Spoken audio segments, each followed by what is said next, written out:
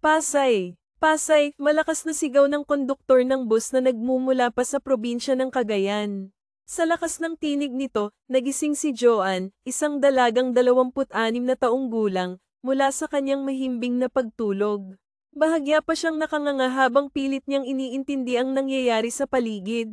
Ang kanyang maamang mukha ay may bahid ng pagkagulat, ngunit hindi maitatanggi ang kakaibang kislap sa kanyang mga mata. Tubong Cagayan si Joanne, at sa kauna-unahang pagkakataon, makakatapak siya sa makulay ngunit magulong mundo ng Maynila. Habang bumubukas ang kanyang mga mata, unti-unti niyang naramdaman ang halo-halong emosyon, kasab-ikan na may halong kaba. Sumilip siya sa bintana ng bus, at tumambad sa kanya ang maingay, magulo, ngunit buhay na paligid ng lungsod. Ang mga jeepney na nag-uunahan, ang mga naglalakad na tila nagmamadali, at ang usok na kumakapit sa hangin, totoo nga, wala na siya sa tahimik na probinsya. Nasa kamay nilaan na siya, mabilis niyang hinagilap ang kanyang backpack at isang malaking bayong na nakalagay sa ilalim ng upuan. Ang kanyang mga kamay ay bahagyang nanginginig habang inaayos ang mga gamit, ngunit ang kanyang mukha ay puno ng determinasyon. Sa bawat hakbang palabas ng bus, dama ang bigat ng kanyang mga dala, ngunit higit pa roon ay ang bigat ng mga pangarap at bagong simula.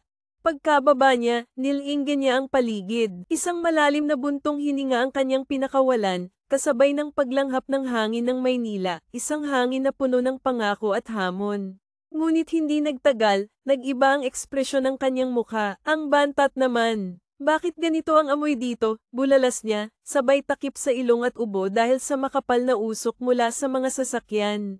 Agad niyang hinugot ang kanyang cellphone mula sa bulsa. Sa terminal na iyon siya magkikita ng matalik niyang kaibigang si Marie, na siyang tumulong sa kanya upang makahanap ng trabaho. Joanne, malakas na sigaw ni Marie mula sa di kalayuan. Ang kanyang tinig ay puno ng saya at pananabik habang humahangos itong lumapit kay Joanne. Marie, masayang sagot ni Joanne, sabay yakap ng mahigpit sa kaibigan.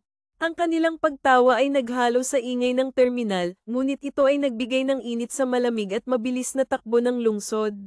Nako, hindi ka pa rin nagbabago. Ang ganda-ganda mo pa rin, wika ni Marie, habang tinitingnan si Joanne mula ulo hanggang paa. Samantalang ako, ayan, pataba ng pataba, dagdag niya na may halong biro, ngunit may sinseridad sa kanyang mga mata. Pretty ka pa rin naman, sagot ni Joanne na natatawa. Totoo naman ang sinabi ni Marie, maganda talaga si Joanne. Ang kanyang morena at makinis na balat, balingkinitang katawan, mahaba at may kentab na buhok, at maliit na maayos na mukha ay tila hinubog ng kalikasan upang magbigay ng inspirasyon. Bagay na bagay sa kanya ang kanyang taas at tindig. Hay nako, mamaya na tayo magbulahan. Tayo na muna sa boarding house ko. Baka mamaya, matangay pa ang wallet natin dito sa terminal, wika ni Marie, sabay hawak sa braso ni Joanne. Teka, kailan ba ako magsisimula sa trabaho? Tanong ni Joanne habang sila'y naglalakad sa masikip na daan. Bukas, pwede ka nang mag-start bilang yaya ng kambal ng amo ko. Ako kasi ang labandera nila, pero once a week lang ako nagpupunta doon sa mansyon. Tumatanggap din kasi ako ng ibang labada sa ibang mayayaman na village, paliwanag ni Marie, habang maingat na iniiwasan ang mga taong nagmamadali sa kanilang paligid. Pero Joanne, tulad ng sinabi ko sa'yo noong nagkausap tayo sa telepono, hindi madali ang maging yaya ng kambal na yun. May paalala pa ang kaibigan, na tila may bahid ng pag-aalala sa kanyang tinig. Ano ka ba, Marie? Kilala mo ako, wala akong inuurungan. Doon sa Cagayan, palaban ako, sagot ni Joanne na may halong tawa, ngunit dama ang kumpiyansa sa kanyang boses. Sa bawat hakbang nila, dala ni Joanne ang pangarap na magtagumpay sa lungsod. Ang kanyang kwento ay nagsisimula pa lamang, ngunit ang kanyang tapang at determinasyon ay tila nagsasabing handa siyang harapin ang lahat ng hamon na darating. Nako, tingnan natin kung hanggang saan ang tapang mo, kapag nasa mansyon ka na, sabi ni Marie na may halong biro ngunit tila nagtataglay ng babala sa bawat salita. Mag-aalaga lang naman ako ng kambal, di ba? Sa atin nga sa Cagayan, halos ako na ang naging pangalawang ina ng 8 anak ng kuya ko. Kayang-kaya ko yan, sagot ni Sofia, puno ng kumpiyansa, habang ang kanyang mga mata ay nagliliwanag sa determinasyon. Malakas ang loob mo, Ani Marie na bahagyang napailing, na para bang hindi kumbinsido sa tapang ng kaibigan. Tingnan natin, Sofia. Pero sana huwag kang susuko, ha? Kasi ang balita ko, ngayong taon pa lang, 10 yaya na ang nag-resign mula sa trabaho doon. Pagtatapat ni Marie, ang tono ng boses niya ay seryoso na ngayon. 10, gulat na tanong ni Sofia, halos hindi makapaniwala. Bakit naman hindi nagtatagal? Ewan ko ba, parang may sa demonyo yata ang mga anak ni Mr. Colado, sagot ni Marie na may halong biro, ngunit may bahid ng katotohanan. Hoy, huwag ka namang ganyan. Mga bata pa yun, mga anghel yun, balik ni Sofia, pilit na pinapakalma ang sarili. Anghel, para namang hindi mo ako kilala, Sofia. Wala akong sinusukuan, no? Tsaka kung ano man ang ugali ng kambal, kayang-kaya kong paamuhin ang mga yan. Akong bahala, sagot ni Sofia, na ang boses ay puno ng pag-asa at determinasyon. Hay nako, sabi mo tugon ni Marie, sabay buntong hininga. Kaya nga ikaw ang nirekomenda ko kay Sir Juno. Alam kong positibo kang tao, pero heads up lang, ha? Bawal ma-in love kay Sir Juno, ha? Sa akin kasi siya, charot, natatawang biro ni Marie, pilit na binabago ang seryosong usapan. Ikaw talaga, sagot ni Sofia na natawa na rin. Halika na nga, ilibat mo muna ako dito sa Maynila. Grabe pala dito, no? Ang dami-daming tao, huwag kang mag-alala, dadalhin kita sa Luneta. Pero teka, mabalik nga tayo kay Sir Juno. Mabait ba yon? Tanong ni Sofia, puno ng curiosity habang iniisip ang misteryosong amo. Mabait? Oo naman. At gwapo pa, sagot ni Marie na tila kinikilig. Hay nako, hindi mo aakalain na may anak na nga. Nasaan ang asawa niya? Tanong ni Sofia, na biglang naging seryoso. Nako, wala na, sagot ni Marie, ang kanyang boses ay nagbago ng tono. Paanong wala na? Tanong ni Sofia, halatang nagulat. Deads na, namatay 2 years ago dahil sa cancer. Kaya si Sir, laging malungkot. Hindi masyadong nababantayan ang mga bata. Nakasubsob kasi sa trabaho. Naiintindihan ko rin naman, siguro para mabaling ang atensyon niya sa ibang bagay. At isa pa, kamukhang kamukha kasi ni Amelia Carter ang kambal. Kaya siguro tuwing nakikita niya ang kambal, nalaala niya ang pumanaw niyang asawa, paliwanag ni Marie, na tila nararamdaman ang lungkot ng kwento. Ganun ba? Ang lungkot naman pala ng buhay nila, sabi ni Sofia, na tila nadadala na rin ang bigat ng kwento. Oo nga, mas lalo ko tuloy gustong mamitang mag-aama, dagdag pa ni Sofia, na ngayon ay puno ng simpatsya. Nako, isave mo na yung pananabik mo. Tay, sana talaga kung gaano ka ka-excited, ganoon ka rin ka-determinado kapag nasa mansyon ka na at nakita mo na ang mga sutil na bata, natatawang sabi ni Marie. Ang nega mo talaga, sagot ni Sofia, ngunit hindi napigilan ang sarili na mapangiti.